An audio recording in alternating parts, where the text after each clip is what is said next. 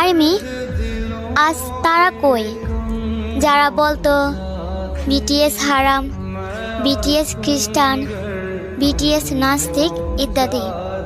তাদেরকে বলি, আমাদের বিটিএস মেম্বাররা যখন সৌদি আরব কনসার্ট করতে গিয়েছিল তখন জিমিনের মাইকটি ছিল গোল্ডেন কালার, আর আমাদের ইসলামে ছেলেদের জন্য স্বর্ণ হারাম।